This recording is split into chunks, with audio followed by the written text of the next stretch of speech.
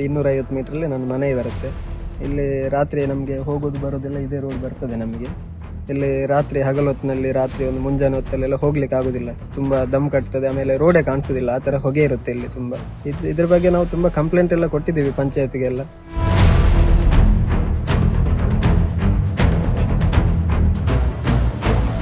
ಇದರ ಹೊಗೆಯಿಂದಾಗಿ ನಮಗೆ ಸ್ವಲ್ಪ ತೊಂದರೆ ಆಗ್ತಾ ಉಂಟು. ಕಂಪ್ಲೇಂಟ್ ಒಂದು 4 ಸರ್ತಿ ಕೊಟ್ಟಿದ್ದೇವೆ, ರೆಸ್ಪಾನ್ಸ್ ಎಂತ ಅಂತ ಬರ್ತಾ ಇಲ್ಲ.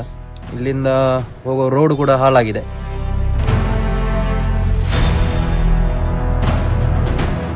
ನಮ್ಮ ಮನೆ ಇಲ್ಲಿ ಕೆಳಗೆ, ಅಲ್ಲಿ ಮೇಲೆ ಚಿಪ್ಪಿಯ ಹೊಗೆ ನಮ್ಮ ಮನೆಗೆ ಬರ್ತದೆ, ಹಾಗೆ ನಮಗೆ ತೊಂದರೆ ಆಗ್ತಿದೆ, ದಮ್ಮು ಬರ್ತಿದೆ. ಹಾಗೆ ಫ್ಯಾಕ್ಟ್ರಿಯಿಂದ ಹೊಗೆ ಬರುತ್ತದೆ, ನಮಗೆ ರಾತ್ರಿ ದಮ್ಮು ಕಟ್ಟುತ್ತದೆ, ಫುಲ್ ಮನೆ ಹೊಗೆ ಇರುತ್ತದೆ. ನಂದು ಇಲ್ಲೇ ಒಂದು 200 ಮೀಟರ್ ಕೆಳಗನೆ ಮನೆಗೆ ಫುಲ್ಲು ಹೊಗೆ ಬರುತ್ತೆ. ನೈಟ್ ಫುಲ್ಲು ಚಿಕ್ಕ ಚಿಕ್ಕ ಮಕ್ಕಳಿದ್ದಾರೆ, ದಮ್ ಕಟ್ಟೋದು ಇದೆಲ್ಲ ಇದೆ. ಆಮೇಲೆ ಹಾರ್ಟ್ ಪೇಷಂಟ್ ಇದ್ದಾರೆ ಮನೆಯಲ್ಲಿ, ಅಮ್ಮ. ಎಲ್ಲ ಇಲಾಖೆ 4-5 ಇಲಾಖೆ ಕೊಟ್ಟಿದ್ದೇವೆ, ಇದುವರೆ ಯಾವುದು ರೆಸ್ಪಾನ್ಸ್ ಇಲ್ಲ ನಮಗೆ.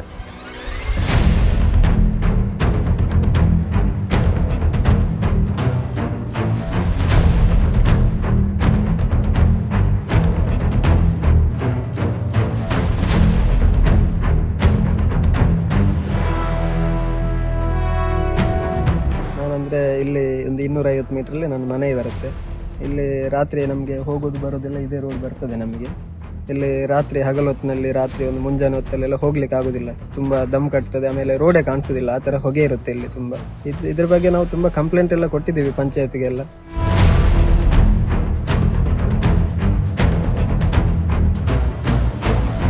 ಇದರ ಹೊಗೆಯಿಂದಾಗಿ ನಮಗೆ ಸ್ವಲ್ಪ ತೊಂದರೆ ಆಗ್ತಾ ಉಂಟು.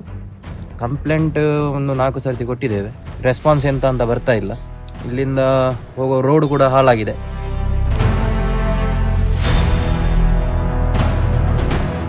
ನಮ್ಮ ಮನೆ ಇಲ್ಲಿ ಕೆಳಗೆ, ಅಲ್ಲಿ ಮೇಲೆ ಚಿಪ್ಪಿಯ ಹೊಗೆ ನಮ್ಮ ಮನೆಗೆ ಬರ್ತದೆ, ಹಾಗೆ ನಮಗೆ ತೊಂದರೆ ಆಗ್ತಿದೆ, ದಮ್ಮು ಬರ್ತಿದೆ. ಹಾಗೆ ಫ್ಯಾಕ್ಟ್ರಿಯಿಂದ ಹೊಗೆ ಬರುತ್ತದೆ, ನಮಗೆ ರಾತ್ರಿ ದಮ್ಮು ಕಟ್ಟುತ್ತದೆ, ಫುಲ್ ಮನೆ ಹೊಗೆ ಇರುತ್ತದೆ.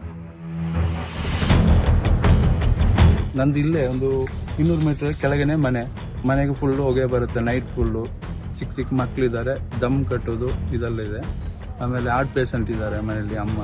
ಎಲ್ಲ ಇಲಾಖೆ 4-5 ಇಲಾಖೆ ಕೊಟ್ಟಿದ್ದೇವೆ, ಇದುವರೆ ಯಾವುದು ರೆಸ್ಪಾನ್ಸ್ ಇಲ್ಲ ನಮಗೆ.